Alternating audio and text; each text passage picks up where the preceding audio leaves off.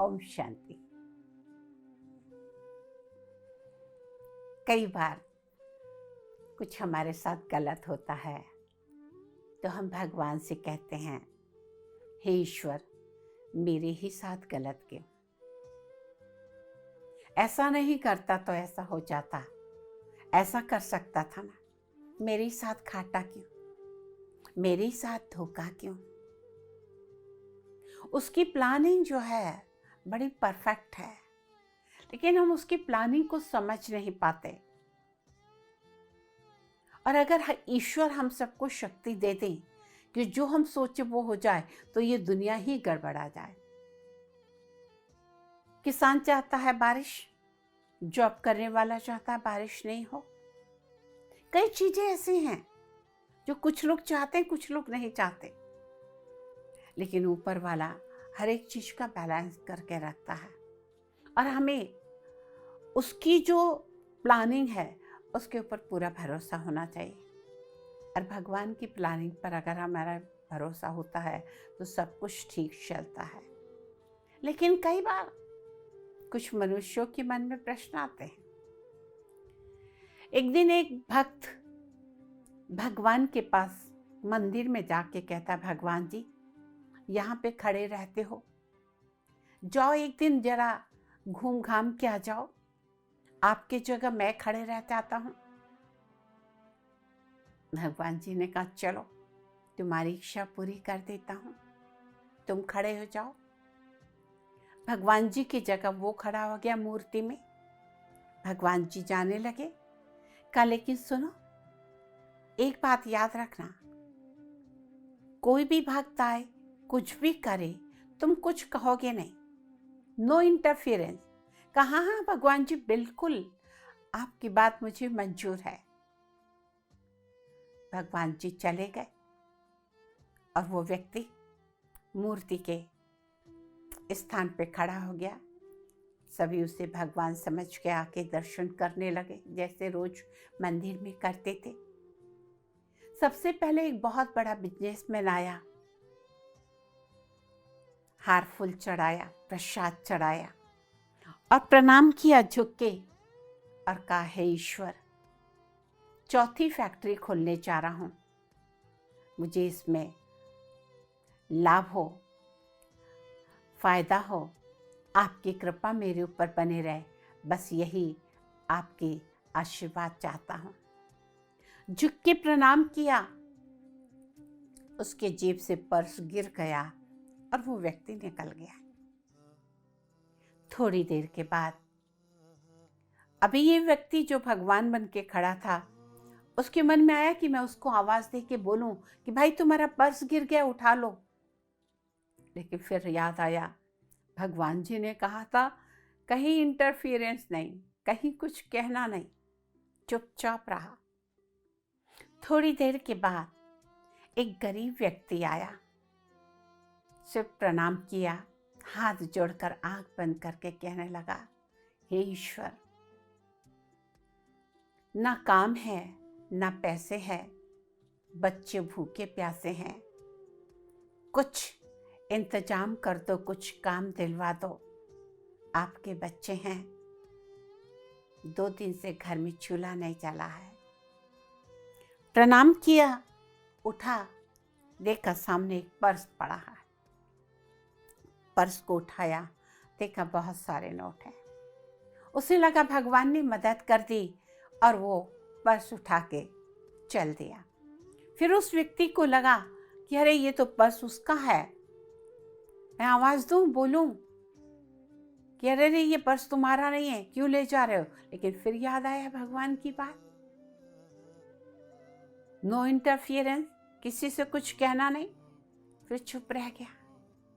और थोड़ी देर के बाद एक मछली मार आया, उसने भी भगवान को प्रणाम किया, अगरबत्ती जलाई और फिर प्रार्थना की, हे ईश्वर, मैं कुछ दिनों के लिए समुद्र में मछली पकड़ने जा रहा हूं, इतनी सारी मछलियां देना ताकि मेरी सारी गरीबी दूर हो जाए।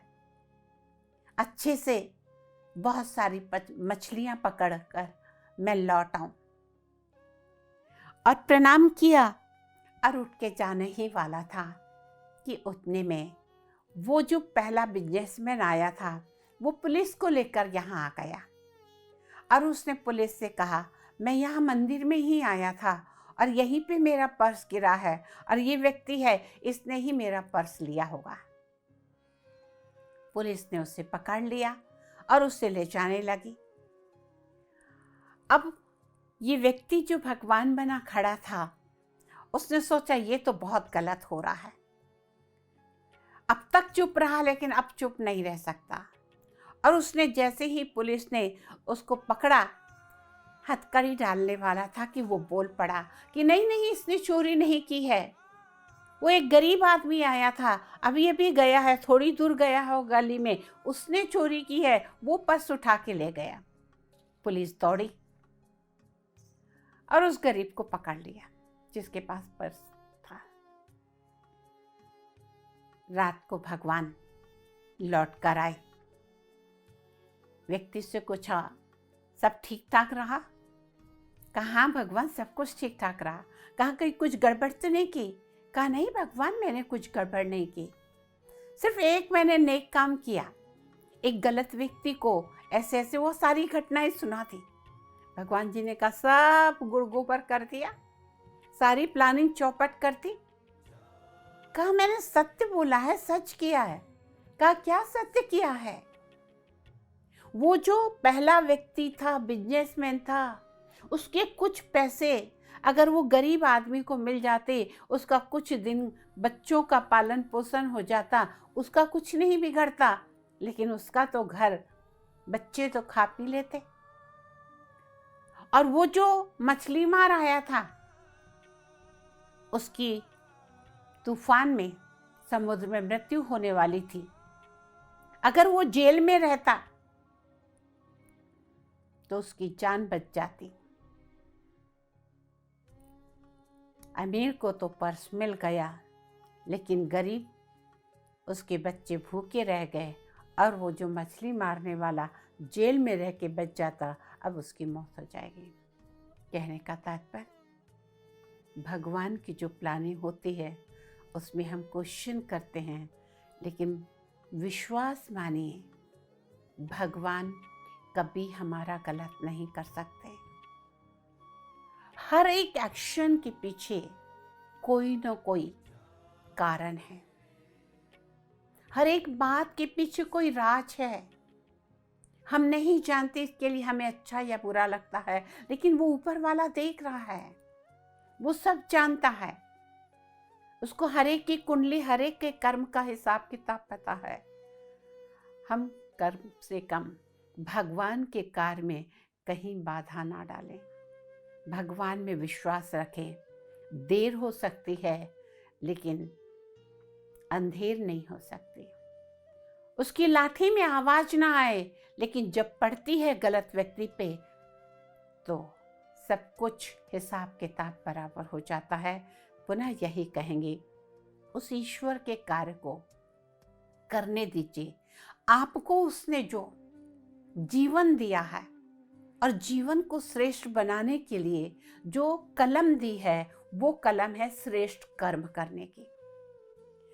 आपका भाग्य आप अपने श्रेष्ठ कर्म से कर सकते हैं।